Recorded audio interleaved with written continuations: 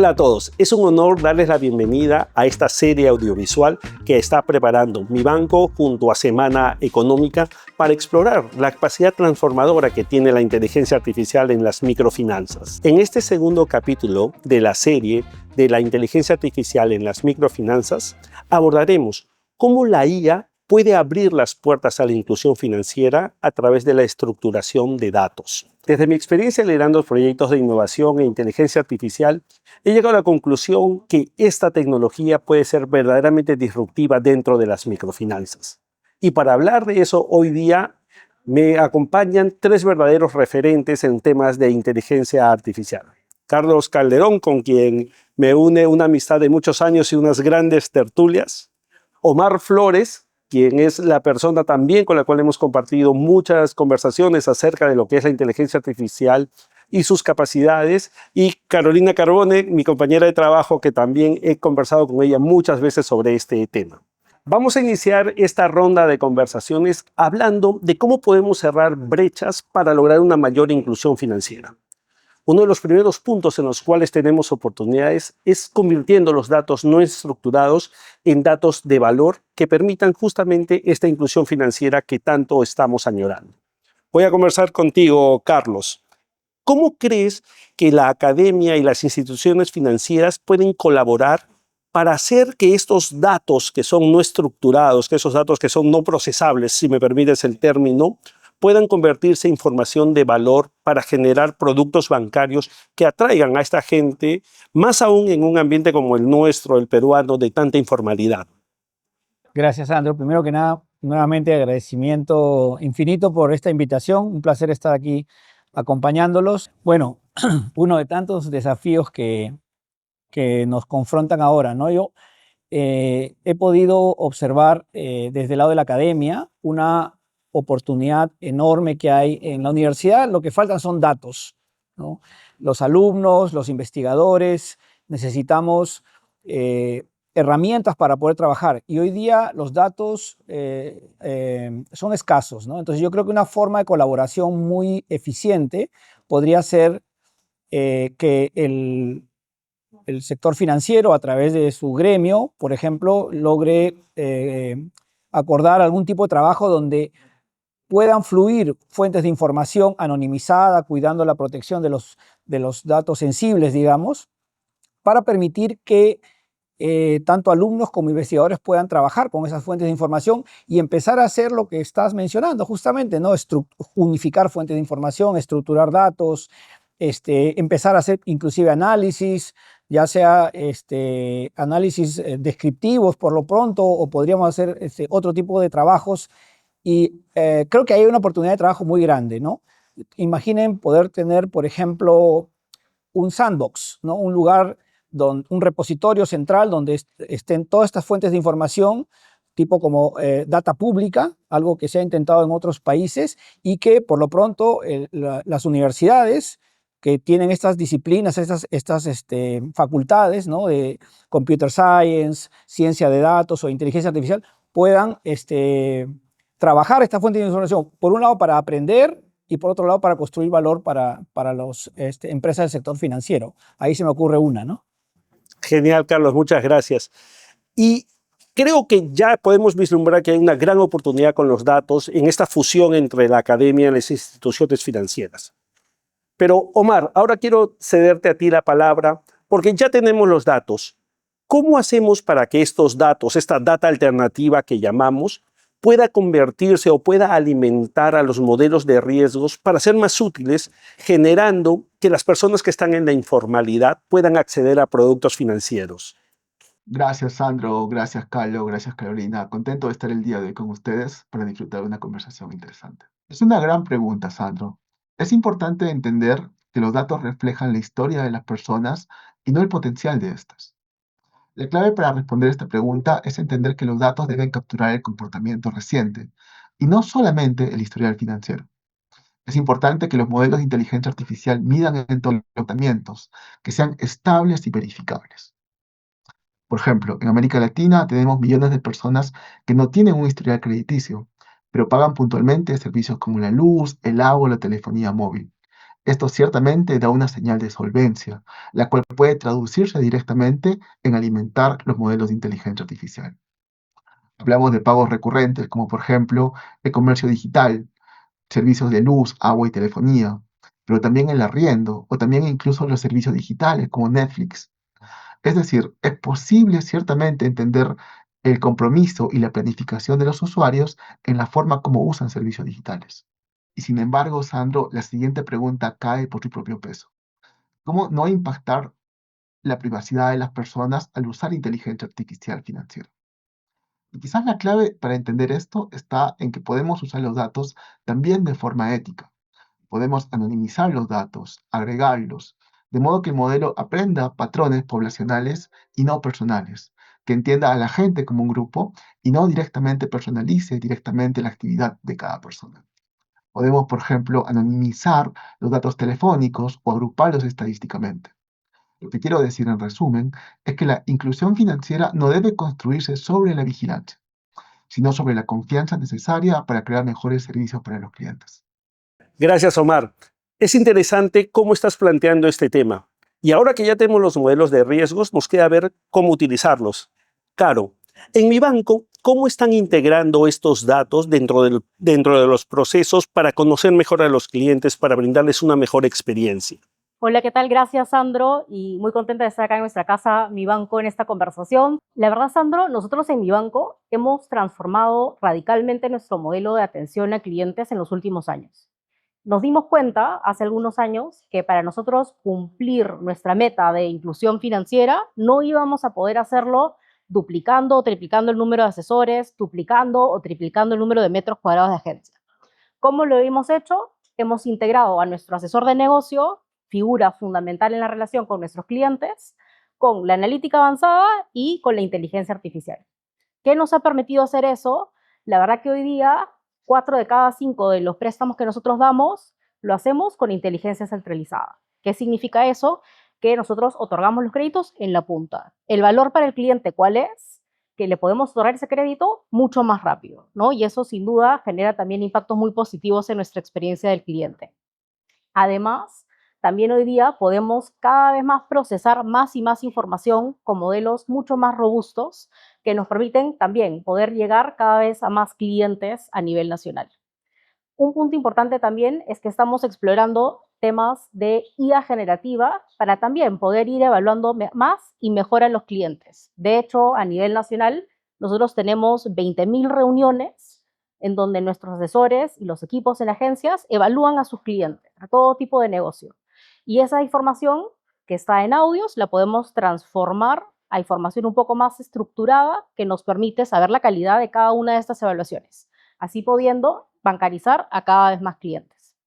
En el frente digital también estamos capturando muchísimas más interacciones de nuestros clientes, tanto en la aplicación que utilizan nuestros asesores de negocio a nivel nacional, como también en nuestra aplicación. Y esas transacciones la podemos utilizar para conocer más al cliente y ir dándoles mayores ofertas, sin dejar de lado esa cercanía que nos caracteriza como Mi Banco.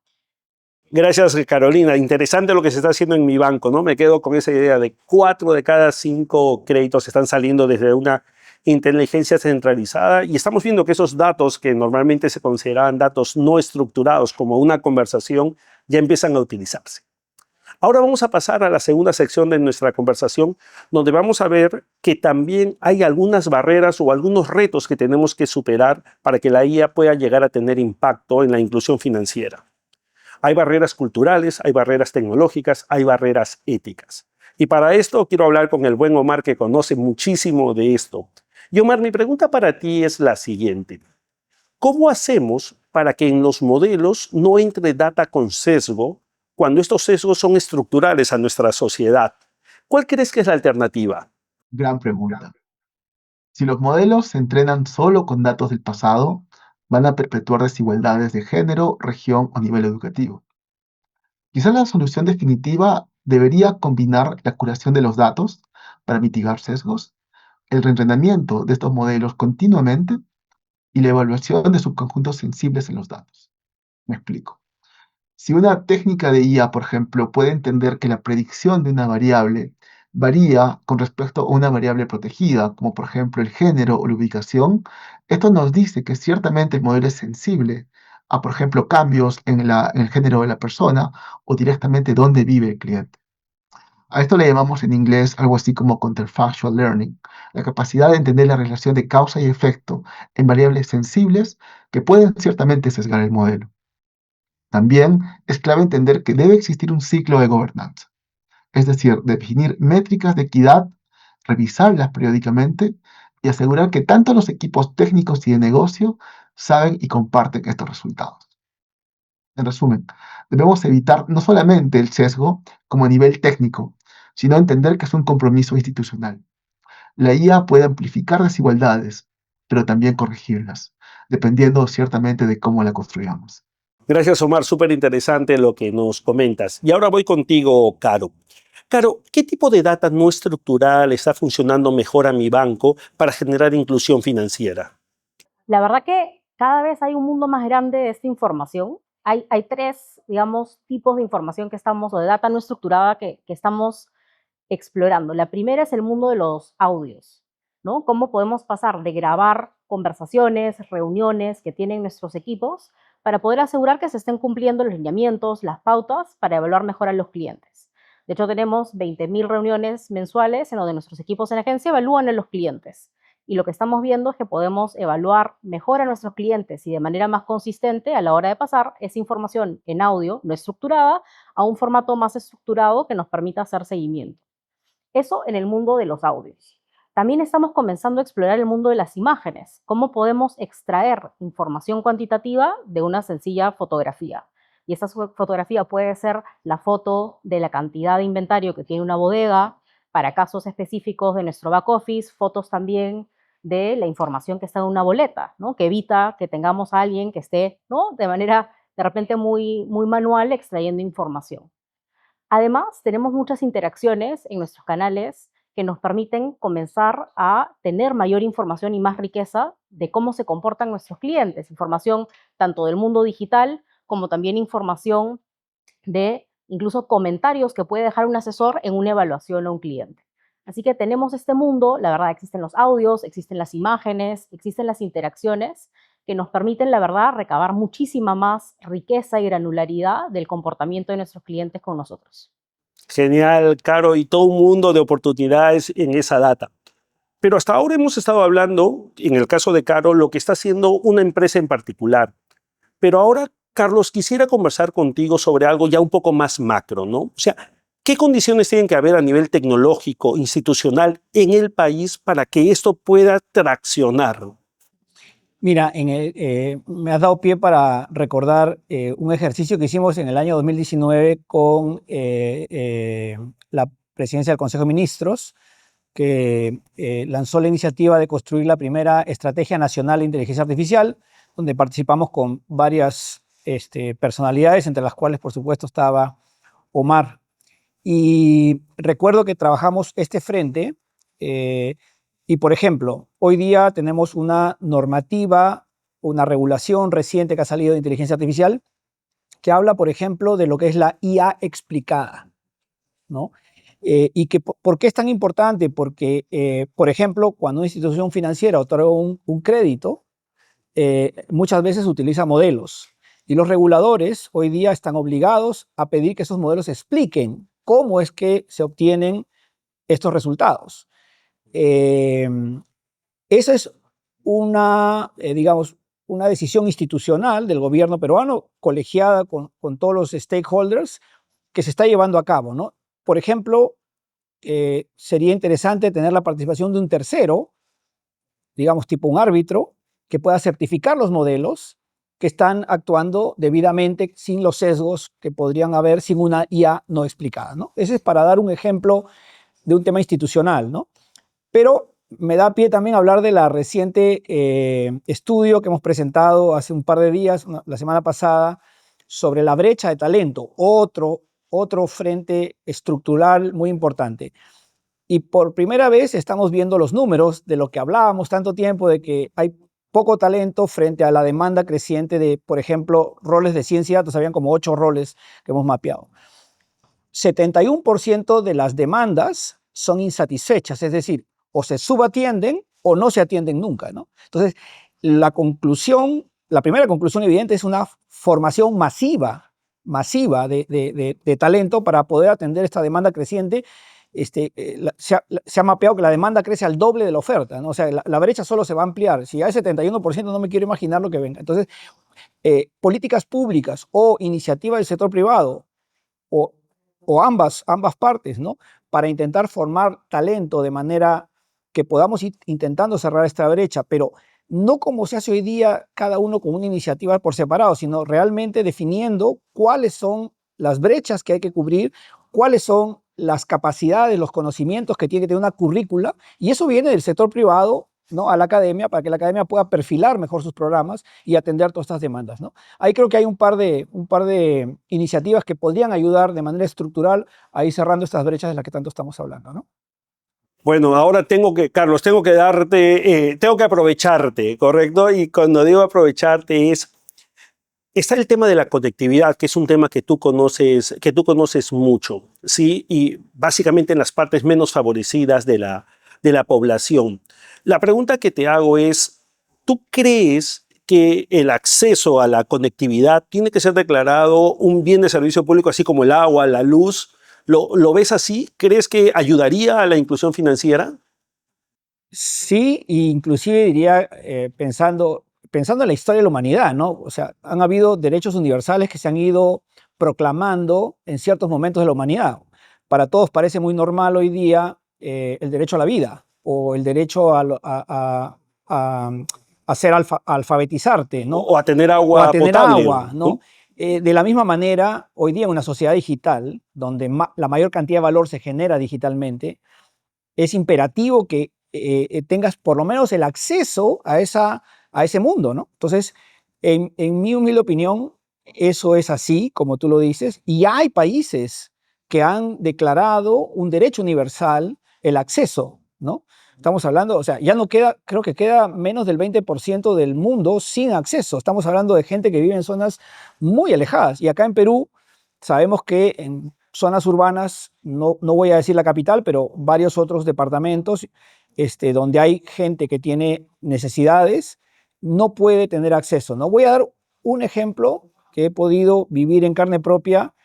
Yo pude colaborar con la gente de Hughes Networks en el año 17, 18 y 19, 3 años, para hacer un estudio de mercado con la posibilidad de que pudieran venir al Perú a poner unos satélites y dar acceso a zonas rurales, ¿no?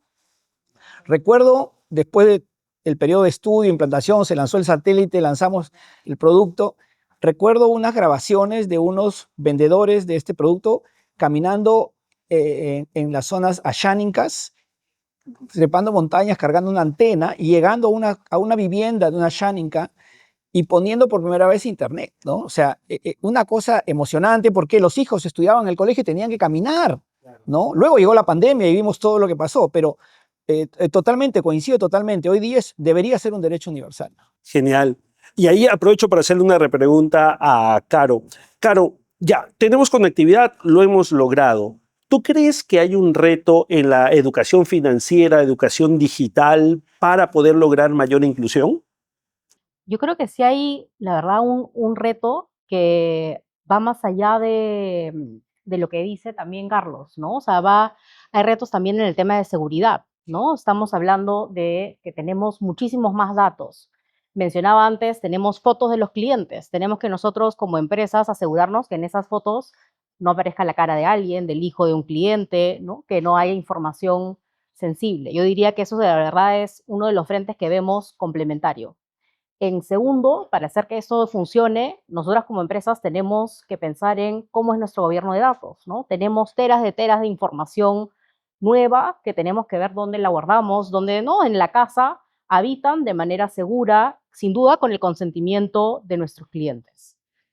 Otro tema que la verdad que es importante, como nosotros que vemos en mi banco, es el tema de la integración con los sistemas para asegurar esta seguridad, para asegurar el escalamiento de todas las iniciativas para clientes vinculadas al mundo de IA o de datos. Y en último lugar, yo diría que hay una dimensión, la verdad, importante de cómo nos aseguramos de escalar estos proyectos, ¿no? Este mundo, la verdad, es muy nuevo y existen proyectos o ideas que al final primero comienzan como exploraciones, ¿no? ¿Cómo probamos si esto genera valor para la empresa, para el cliente? Y luego trazar esa ruta, de repente más compleja, de cómo lo escalamos de pasar de 100 usuarios, ¿no? A 1000, a los millones de clientes que podemos hacer, de nuevo, de manera segura, de manera que genere impacto, y sin duda cumpliendo con la normativa que tenemos como banco, ¿no? Diría que por ahí va y la verdad que son retos complejos por el lado de nuestros usuarios y retadores por el lado también de nosotros como organización adaptándose a este mundo de cambios. Claro, cuidando a las personas, ¿no? Para que esta tecnología les aporte y no les genere nuevos riesgos. Gracias, Caro. Yo creo que has tocado los puntos clave en esta situación. Ahora pasemos a la tercera parte de nuestra conversación y vamos a hablar un poco de esto que se empieza a llamar la anemia de los datos. Un gran problema que tenemos con los sectores informales o los sectores menos favorecidos de la población es que precisamente no hay datos estructurados acerca de las personas. Carolina, ¿qué podemos hacer para solucionar el problema de la anemia de los datos? La verdad que la inteligencia artificial lo que nos abre son puertas para poder capturar datos de manera no estructurada que antes no teníamos la oportunidad de poder sacarlos, ¿no? ¿Cuál es el tamaño del negocio de nuestro cliente? ¿No? ¿Cuál es el tamaño de su inventario? Información que la verdad que para nosotros es clave para poder saber la capacidad de pago de un cliente, cuál es la salud que tiene financiera, y así varias cosas también, ¿no? O sea, cuál es la calidad de la información que tenemos de contacto, ¿no? Cuál es la dirección exacta.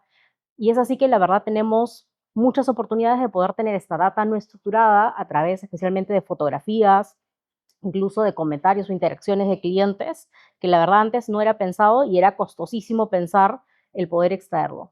Sin duda esta información se tiene que hacer con mucho cuidado en el consentimiento de los clientes, ¿no? Y generar la confianza de ellos y explicarles para qué lo utilizamos, que lo utilizamos para incluirlos en el sistema financiero, conocerlos más y sin duda poder ayudarlos a crecer. Gracias, Caro. Súper interesante el punto de mi banco aquí. Pero bueno, al final, Carlos, ahora me toca preguntarte porque ¿qué es lo que está sucediendo? Es que dentro de las organizaciones tenemos muchos retos tecnológicos para convertir esos grandes volúmenes de datos en información útil para tomar decisiones de inclusión financiera. Carlos, ¿tú ves que ustedes nos pueden ayudar a nosotros, las empresas, de alguna manera? ¿Nos puedes citar algunos ejemplos? Sí, bueno, sin dejar de mencionar que el mundo académico tiene sus propios desafíos. Como sabes, también hay una disrupción en el mundo académico y eso representa un desafío enorme hoy en día. Pero yendo a la práctica y a las oportunidades, ¿no? Estaba pensando en lo que Carolina mencionaba sobre esta urgente necesidad de estructurar, homologar los datos de fuentes alternativas, como por ejemplo los audios, ¿no? Conociendo sobre todo la diversidad de lenguas originarias que hay en nuestro país, sin dejar tampoco de mencionar la jerga que se utiliza en el país, ¿no? Entonces, cuando uno piensa en los modelos de lenguaje natural que hoy día se usan masivamente, queda una brecha. De hecho, con Omar también lo comentábamos, ¿no? Toda esta necesidad de cerrar estas brechas. Entonces, ahí hay una oportunidad. Ese es un trabajo que podría hacer, sin duda, la academia. De hecho, en la academia hay necesidad de hacer práctica. Hay que levantar pesas, ¿no? Y las pesas están en el sector financiero, en las empresas, con todas estas necesidades. Entonces, ahí se me ocurre una oportunidad que se podría aprovechar. Otra, yendo por la misma ruta, digamos, aunque en este caso no necesariamente tendría que ser la academia, es contar un caso de éxito que conocí muy de cerca sobre en África, ¿no? Cuando África empieza a bancarizarse, bueno, bancarizarse es una palabra muy atrevida, diría, a ver créditos en un mundo donde no había historial crediticio, lo único que había eran celulares, ¿no? Conocí a una startup de origen uruguayo porque se había establecido en el Reino Unido y que había empezado a atender fuertemente demandas de predicción de riesgo crediticio utilizando los datos de los celulares, ¿no? La marca, el modelo, el tipo de batería, las teclas que se tocaban, absolutamente toda la información alternativa que uno pueda conseguir Y obviamente estas fuentes de información se mezclaban con otras, como redes sociales, por ejemplo, y se empezaban a configurar unos modelos de riesgo crediticio que han tenido cierto éxito, ¿no? Entonces, ahí hay otro ejemplo de cómo se puede aprovechar estas fuentes de información alternativa, que no son las fuentes tradicionales típicamente que utiliza el sector financiero, para poder seguir penetrando a estos segmentos que no han estado nunca antes bancarizados, ¿no? Ahí un par de ejemplos. Gracias, Carlos. Entonces nos queda claro que hay oportunidades para coger estos grandes volúmenes de datos y convertirlos en información útil. Ahora tengo la siguiente pregunta y la última de este tercer bloque para Omar.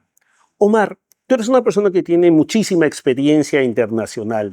¿Qué nos podrías decir que sea útil para el Perú desde tu visión internacional que precisamente hablamos? ¿Qué podemos aprender de lo que está sucediendo fuera del país, Omar? Por supuesto, desde Chile, México y Brasil estamos aprendiendo varias lecciones interesantes. Por ejemplo, la infraestructura al parecer debe ser pública y abierta. En Chile, por ejemplo, la digitalización de registros empresariales y laborales permite construir modelos más precisos sin depender de bancos privados. También tenemos el concepto de regulación adaptativa. En Brasil se crea el sandbox regulatorio de IA financiera, donde startups y bancos pueden probar de forma junta modelos de inteligencia artificial que directamente, bajo la supervisión del Banco Central, aceleran la innovación sin poner en riesgo a los usuarios. Y tercero, es necesario entender la importancia de crear modelos locales, modelos que entiendan nuestra variada diversidad lingüística y cultural. Por ejemplo, yo lidero el preentrenamiento de la TAM-GPT, el primer modelo fundacional de América Latina, el cual tiene la interesante capacidad de entender las variaciones del español latinoamericano, mejorando la capacidad para interpretar documentos, contratos o historiales financieros en América Latina. En resumen, el Perú puede aprovechar estas tres experiencias para construir una IA financiera inclusiva, responsable y con identidad regional. Podemos entonces concluir que la inclusión financiera no solo vendrá de los bancos, sino también de un ecosistema con datos abiertos, modelos éticos y también tecnología local. Omar, muchas gracias por tu respuesta. Es un placer, gracias nuevamente por la invitación y siempre estaré contento de conversar con ustedes cada vez que me necesiten. Y también quiero agradecer a nuestros panelistas por habernos acompañado hoy en esta interesante charla. Ya vemos que hay muchas oportunidades para que la IA pueda generar más inclusión financiera en el Perú. Y a ustedes los invitamos a seguirnos en el tercer capítulo de nuestra serie. Sigamos construyendo juntos el futuro de las microfinanzas.